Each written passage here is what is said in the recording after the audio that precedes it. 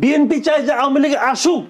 কথা বলেছে 40% নিচে ভোট কম কাস্টিং হলে এই আসনে পুনর্নির্বাচন দেওয়ার ক্ষমতা নির্বাচন কমিশনকে দেওয়া হয়েছে। সে সাথে গুম, খুন, মানবতা বিরোধী অপরাধের সাথে জড়িতরা নির্বাচনে প্রার্থী হতে পারবে না। কোনো দলকে আবার নির্বাচন থেকে দূরে রাখবার জন্য নয়, নির্বাচনী ব্যবস্থাকে দুর্নীতিমুক্ত করতে এসব পরামর্শ দেওয়া হয়েছে। তবে যারা জুলাই গণহত্যা ও মানবতা বিরোধী অপরাধে করেছে তারা নির্বাচনে অংশ নিতে পারবে কিনা সিদ্ধান্ত নেবে দেশের জনগণ এবং রাজনৈতিক দলগুলো।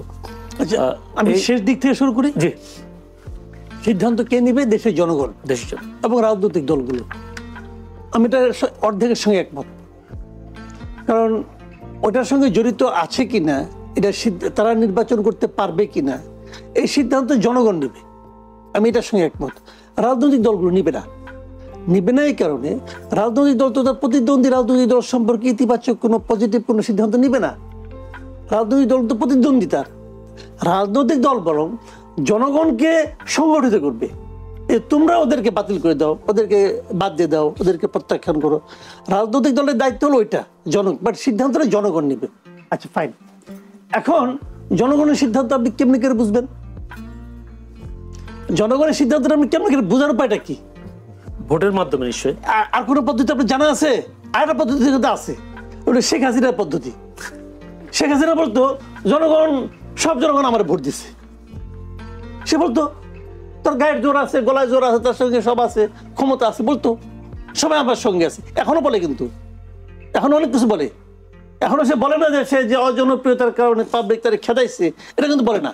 বলে ষড়যন্ত্র হয়েছে, তো জঙ্গি নাকি জঙ্গি হামলা হয়েছে। একটা জিনিস কিন্তু বোঝে না আওয়ামী লীগের, এই জিনিসটা আমার কাছে ক্লিয়ার না। আওয়ামী লীগের অনেক নেতা কিন্তু আমি যে আড়াল থেকে গর্তের মাঝখান থেকে মাঝে মাঝে উকি দিয়ে বলে, সেটা কি বলে যে তাদেরকে নাকি জঙ্গি ষড়যন্ত্রের মধ্যে তাদেরকে পালাই যেতে হয়েছে, জঙ্গি। আমি একটা জিনিস বুঝি না, তাদের কাছে আর্মি ছিল, পুলিশ ছিল, র্যাব ছিল, সমস্ত সশস্ত্র বাহিনী ছিল। এরা সবাই যদি জঙ্গি আক্রমণের কাছে হাইরা যায়, তাহলে এদের দক্ষতা নিয়ে তো আপত্তি, বিরাট প্রশ্ন ওঠে। একে জঙ্গি আক্রমণের কাছে হাইরে গেছে। অথবা যদি তারা বলে যে না এরা জঙ্গিদের সঙ্গে ছিল, জঙ্গিদের সহযোগিতা, তাহলে আরো সমস্যা। তাহলে সে এদের সবাইকে জঙ্গি বানাই দিতেছে। বিষয়টা ওভাবে বললে তো এই সমস্যাগুলি বাড়ে। কিন্তু বিষয়টা হলো কি, তারা আসলে পাবলিকের দৌড়ে রেখে পলাইছে। পাবলিক তাদের উপর এত আনহেপে ছিল, দৌড়ে রেখে পলাইছে। এখন সেইভাবে বললে তো হবে না। গায়ের জন্য তারা নানা ধরনের কথাবার্তা বলতেছে, এর দিমুনা আসতে, রক্ত থাকতে এরা রাজনীতি করতে পারবে না, অমুক করবে না, তমুক করবে না। ভাই, একটা দেশে, স্বাধীন দেশে কে রাজনীতি করতে পারবে আর কে পারবে না, এটা নির্ধারণ করবে একমাত্র জনগণ, আর কেউ না। গায়ের জোরে ক্ষমতায় থেকে নির্বাহী আদেশে এটা বন্ধ করা যায় না। এটা প্রমাণিত হয়েছে, শেখ হাসিনা নিজে প্রমাণ করছে। শেখ হাসিনা জামাতকে নিষিদ্ধ করার চেষ্টা তো কম করে নাই, 15 বছর ধরে জামাতের অফিসে ঘুরতে দেয় নাই, দেয় নাই তো। জামাতের জনপ্রিয়তা কমাইতে পারছে, বরং বাড়ছে আরো। বিএনপিকে ধাক্কাইতে ধাক্কাইতে কোনায় নিয়ে গেছে। বিএনপির যে প্রতিষ্ঠাতা জিয়াউর রহমান ভদ্রলোক বীরোত্তম খেতাব পাইছে তার বাপের কাছ থেকে। ভদ্রলোক একটা সেক্টর কমান্ডার, তারা বলে কি সে নাকি পাকিস্তানের স্তরা ছিল, বলছে তো। এটা কি জনগণ বিশ্বাস করছে? না। উনি বলছে, উনি মুখ দিয়ে বলছে, উনি কান দিয়ে বিশ্বাস করছে। আর তো কেউ আমাদের নাই, ইনভলভ হয় নাই। কাজে ওনার কত ক্ষমতা, আর কেউ তো সাহস করে প্রতিবাদটা করতে পারে না, সাধারণ মানুষ যারা আছে। কিন্তু এই কথা তো গ্রহণযোগ্য হয় নাই। দেশের মানুষকে খাওয়াইতে পারছে? পারে নাই, কাউকে খাওয়াতে পারে নাই। তো এই পাতানো নির্বাচনের পরেও 15-16 বছর কিভাবে টিকলো জনাব মাসুদ কামাল, এটিকে রাজনৈতিক দলগুলোর অক্ষমতার কথা তিনি বলছেন কিনা? মানে উনি ভাবছেন হয়তো, বাট ঘটনাটা তা না। ঘটনাটা তা না। আমি আপনাকে ছোট্ট একটা এক্সাম্পল বলি, আপনি তাহলে বুঝবেন জিনিসটা। ভাত রান্না করেন না, কিভাবে রান্না করেন? পাতিলের মধ্যে চাল দেন, পানি দেন, নিচে জাল দেন, এই তো করেন। আচ্ছা ফাইন। তো জাল দিয়েই বলেন কই ভাত তো হয় না, ভাত তো হয় না ভাই, কি জাল দিলাম, ভাত তো হয় না। আপনি আমাকে বলেন কি ভাই, কি জাল দিলেন, কই বলতে পারেন আপনি। তো আমি বললাম ভাই একটু ওয়েট করেন, জাল তো তাপ তো হচ্ছে। এই তাপ হতে হতে হতে হতে একবার ফুটতে থাকে, তখনও কিন্তু ভাতটা হয় নাই। তারপরে যখন আপনার মাঠটা গেলেন, তখন আমি একজনকে বললাম কি ভাই তুমি একটু মাঠটা গেল তো, আমি ঘরে যাচ্ছি একটু। সে মাঠটা গেল। আপনি যদি বলেন এই ভাতের সমস্ত ক্রেডিট যে মার গেল তার, তাহলে কি হবে? সালে আওয়ামী লীগ ক্ষমতায় আসার পরের দিন থেকে এই প্রক্রিয়া ফিনিশিং হয়েছে এটা, এরা ভাতের মাঠটা গালছে। এরা বলতে ছাত্রদের কথা বলছে। ছাত্র এইখানে খালি ছাত্র না, কিন্তু ছাত্র জন, এখানে বিএনপি ছিল না, এখানে জামাত ছিল না। আপনি বলেন, যখন আন্দোলনটা হয় শেখ হাসিনা বলে নাই এই আন্দোলনের সঙ্গে জামাত শিবির আছে? বলছে, বলছে। তখন কি জামাত শিবির বলছে আমরা আছি? বলছে, বলে নাই। বিএনপি বলে নাই এই আন্দোলনের সঙ্গে ছাত্র দল আছে আর আছে, বিএনপি আছে? বিএনপি স্বীকার করছে? স্বীকার করে নাই। কেন করে নাই? দেখেন, দ্যাট ওয়াজ এ স্ট্র্যাটেজি। তখন যদি বিএনপি বলতো হ্যাঁ আন্দোলনের সঙ্গে আমিও আছি, আমরা মাঠে আছি আন্দোলনের সঙ্গে, বললে পরে এটা একটা রাজনৈতিক চেহারা পাইতো, তাহলে এই আন্দোলনের সঙ্গে সারা দেশের মানুষ একত্র আসতো না। তখন যদি বলতো জামাত শিবির যে আমরাও আছি, এখন জামাত শিবিরকে বলেন তো তোমরা তো আন্দোলনে ছিল না, তখন তো স্বীকার করা নাই। জামাত শিবির এটা বলবে ওটা আমরা ছিলাম? ওরাই বলে জামাতের শিবিরের লোকজন ছিল, বিএনপি বলে এখন আমরা ছিলাম। কাজেই ওইটা হলো ওই সময় স্ট্র্যাটেজি। কথাটা খেয়াল করেন, এই আন্দোলনে সবাই ছিল। দর্শকের বেশি পছন্দ হয়েছে প্রশ্ন আসতে আরেকটা দর্শক আবার আপনার পরিচয়টা দিয়ে প্রশ্ন করবেন, আমাদের রাজ্যকে উত্তর দেওয়ার চেষ্টা করবেন।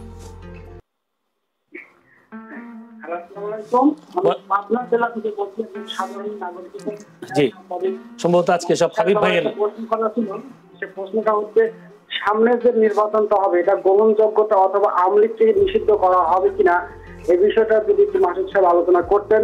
এবং ভাইস চেয়ারম্যান বিএনপির উপদেষ্টা আমাদের সিনিয়র ভাইকে একটা প্রশ্ন করতে চাচ্ছি, এই যে 17 বছর আওয়ামী লীগ যে তাদের বিএনপি হাবিব ভাইকে বলতে চাচ্ছি রাজনীতি কোনো প্রেক্ষাপট হয়নি, তাদের যে নিষিদ্ধ এখন যারা ছাত্র আছে বা নিষিদ্ধ করতে চাচ্ছে, এটা যদি হাবিব ভাই একটু ক্লিয়ার করতে চাচ্ছে, এটা বিএনপি সরকার অথবা আওয়ামী লীগ সরকার সমন্বয়ে এটা হবে না ওনাদের একদম জামাত বিএনপি নিষিদ্ধ করে দেবে আওয়ামী লীগকে? এটা যদি আমাদের উপদেষ্টা মাসুদ সাহেব একটু বলবেন। জি, দ্বিতীয় প্রশ্ন হাবিব ভাইয়ের কাছে আসবো, প্রথম মাসুদ ভাই যদি উত্তরটা দিতেন। না, উনি এটা বলতে চাচ্ছেন যে নির্বাচনে আওয়ামী লীগ থাকলে কি হবে, না থাকলে কি হবে, থাকবে অথবা থাকবে কিনা, এই সব সম্ভাবনাই কিন্তু আছে। আমি সংক্ষেপে বলি, কারণ উনি আসলে পাবনা থেকে ফোন করেছেন, তো উনি আসলে হাবিব ভাইয়ের উত্তরটাই জানতে চাচ্ছেন। আমিও হাবিব ভাইয়ের উত্তর শোনার জন্য আগ্রহ নিয়ে বসে আছি। আমি ছোট্ট করে বলি আপনাকে, বিএনপি কিন্তু চায় যে আওয়ামী লীগ নির্বাচনে আসুক। কি কারণে চায় জানেন? কারণ বিএনপি একটা অভিজ্ঞ রাজনৈতিক দল। বিএনপি জানে আওয়ামী লীগ যদি নির্বাচনে আসে এই জনগণ আওয়ামী লীগকে প্রত্যাখ্যান করবে। বিএনপির তো একটা হিসাব আছে, তাদেরও তো একটা মাঠে একটা সার্ভে আছে, তারা জানে আওয়ামী লীগকে প্রত্যাখ্যান করবে। কাজে নির্বাচনে আসলেও প্রত্যাখ্যান করবে, না আসলেও করবে। বিএনপি চায় যে আওয়ামী লীগ আসুক, এসে প্রত্যাখ্যাত হোক। এইটা হবে বিএনপির জন্য প্রকৃত জয়। আর যে মাসটা ছুটে যায় সেটা কিন্তু বড় থাকে। যদি আওয়ামী লীগ নির্বাচনে না আসে, না আসতে পারে, আওয়ামী লীগ বলবে আমাদের নির্বাচনে আসতেই দিল না, আসলে আমরা দেখাই দিতাম। এবং সারা দুনিয়ার কাছে কিন্তু এই জিনিসটা একটা ইস্যু হইতো, তোমরা তো আওয়ামী লীগ ইলেকশন করতেই দিলে না। কাজে বিএনপির জন্য স্বস্তিদায়ক হলো, কারণ বিএনপি তো ভাই ক্ষমতা এসে তো দেশে চালাবে, তাদের যে প্রশ্নের মুখে পড়তে হবে, বিএনপি ওটাই চায় সব দল নির্বাচন আসুক। আপনি মানে ওই গ্যাস করে বলছে যে চাই না? আমি মনে করি বিএনপি চায়, বিএনপি চায় কিনা এটা আমি মনে করি বিএনপি চাওয়া উচিত, আমি মনে করি এভাবে। কারণ বিএনপি দেখছে তো সুবিধা, সে এমনি জিতবে, অমনও জিতবে। আমি যদি মাসুদ ভাই আমরা নির্বাচন থেকে একটু সরে একটু একটা বিষয় নিয়ে আলোচনা করতে চাই। গতকালকেই মেডিকেলে ভর্তি নিয়ে কোটা বিষয়টা নিয়ে 193 জন মুক্তিযুদ্ধ কোটায় তালিকায় স্থান পেয়ে তাদেরকে চিহ্নিত করে স্থগিত করা হয়েছে। আমার প্রশ্নটা ওই জায়গায় যে কোটার জন্য আন্দোলন হলো, এতগুলো মানুষ মারা গেল, এর পরেও এই সরকারের যারা এই কাজটা করেছেন তাদের মধ্যে কি কোটা নিয়ে বিষয়টাকে তাদের মধ্যে পরিষ্কার ছিল না? তারা কেন কোটার সুযোগটা দিল? আপনি জিনিসটা যদি খুব পরিষ্কার ছিল, দেশ তো ওরাই চালাচ্ছে। আমি এই মানে সরকার, নতুন সরকার গঠন হওয়ার পর 2 দিনের মাথায় একটা কথা আমি বলছিলাম ভাই, এটা অনেকে এটা নিয়ে পরে আমাকে নানা রকম কথাবার্তা বলছে। আমি বলছিলাম যে গণভবন থেকে শেখ হাসিনা পালাই গেছে, কিন্তু সচিবালয়ে শেখ হাসিনা আছে। বলছিলাম সচিবালয় মানে বলতে চাচ্ছিলাম প্রশাসনে শেখ হাসিনা আছে, সব জায়গায় আছে, সব জায়গায় আছে। 2-1টা জায়গায় তারা একটা খেলা দেখাইছে, মানে একদম জুনিয়র পোস্টে যে চাটা এনে দেয় তারা সরাই দিচ্ছে, এই তুই শেখ হাসিনার দোষর, তুই ফ্যাসিবাদের দোষর, তুই যা। কিন্তু ওটা যে ডিরেক্টর তারা সরাই নাই, কিন্তু সচিবরা সবাই আছে, ডেপুটি সেক্রেটারি সবাই। আচ্ছা, এরা যে এতগুলো ইলেকশন করলো, বেশি কিছু দরকার নেই। কিন্তু 2014 আমি আগেটা বাদ দিলাম, 2014, 2018, 2024 ইলেকশনটা কে করে ভাই? রিটার্নিং অফিসার করে, মানে ডিসিরা করে। এই 3 বছর, এই 3টার সময় ইলেকশনের সময় যে লোকগুলি ডিসি ছিল দেখেন তো তাদের মধ্যে কয়জনের চাকরি গেছে, দেখেন তো আপনি। ওই ডিসি যারা ছিল তারা কি জামাতের ছিল নাকি বিএনপির ছিল? আওয়ামী লীগ তো খুঁজে টুইজে কষ্টি পাথর দিয়ে ঘষে ওগুলি ডিসি বানাইছে। এটা আমার ডিসি, এরা আমার হয়ে এই ফাইটটা করবে, আমার হয়ে ইলেকশনটাকে ম্যানিপুলেট করবে। সবাই আছে, দেখেন এর মধ্যে কয়জন গেছে, 10% তো চাকরি জানা, বাদ বাকি সব আছে ডিসি। ওগুলো ধরা কি খুব কঠিন ব্যাপার? এটা কি বাড়ি চালান দিয়ে ধরতে হবে নাকি রে ভাই? বলছিলেন আসলে সব জায়গায় তালগোল পাকিয়ে ফেলার একটা বিষয়। দেখেন আমি আরেকটা কথা বলি আপনাকে, যে আপনি তো অনেক সাংবাদিক করছেন, আপনারা জানেন সাংবাদিকতা করতে গেলে যে দেন জয়েন্ট সেক্রেটারি পর্যন্ত হয়তো বা মেধার গুণে হইতে পারে, কিন্তু সেক্রেটারি কিন্তু অলওয়েজ বাংলাদেশে একটা পলিটিক্যাল পোস্ট। যে পলিটিক্যাল গভর্নমেন্টটা থাকে সে তার প্রতি একান্ত অনুগত না হলে ভাই সেক্রেটারি বানায় না।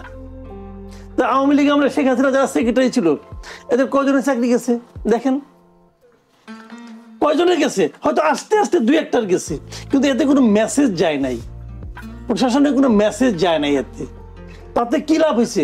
যে ওরা এখন কিন্তু ওদের মতো করতেছে। আমি যদি অন্যভাবে বলি, একটু ঘুরে বলি, সেটা হলো এই প্রশাসন, আওয়ামী লীগের প্রশাসন, তারা আসলে এই সরকারকে বিব্রত করার জন্য, এই সরকারকে বিতর্কিত করার জন্য এই সমস্ত আকাম কুকাম করতেছে, এবং দায় কিন্তু ওদের হচ্ছে না, দায় হচ্ছে সরকারের। যে আমরা আলোচনা করার সুযোগ পাচ্ছি। আপনি কি মনে করেন, যদি আমি একটা শেষ কথা বলে শেষ করি, দেখেন এই সরকারের উচিত ছিল কি জানেন, সমস্ত গুরুত্বপূর্ণ ইস্যুতে পলিটিক্যাল পার্টিগুলিকে নিয়ে বসা, এই প্রবলেম, এই সমস্যা আমরা কি করতে পারি, সবাইকে নিয়ে বসতো, থাকতো তারা অন্তর্বর্তীকালীন সরকার, কিন্তু একটা জাতীয় সরকারের রূপ পাইতো এটা কিন্তু। কারণ এই আন্দোলন সবাই করছে, এই উপদেষ্টা যারা আছে এখানে, এর মধ্যে 80% উপদেষ্টার সঙ্গে এই আন্দোলনের কোনো সম্পর্ক ছিল না। তারা এখন দায়িত্ব নিচ্ছে আন্দোলনের দৃষ্টিভঙ্গি দিয়ে দেশটাকে করার, গড়ে তোলার। এটা হয় না রে ভাই। ধন্যবাদ। আসলে আজকেও জয়পুরহাটে সিলেট জেলার ভারত সীমান্তবর্তী পাঁচবি উপজেলায় উচ্চনা সীমান্ত এলাকায় আন্তর্জাতিক আইন লঙ্ঘন করে 0 পয়েন্ট থেকে 30 গজের মধ্যে, অর্থাৎ আগে শূন্য রেখায় করতে এখন 30 গজ পিছনে গেছে, ভারতীয় অংশ বিএসএফ কাঁটাতারে বেড়া নেবার চেষ্টা করলে বিজিবির বাধায় এটা বন্ধ হয়ে যায়। আসলে ঘন ঘন একেবারে কাঁটাতারের বেড়া নিয়ে বারবার সীমান্তে এই সমস্যা কেন হচ্ছে বলে দেখেন,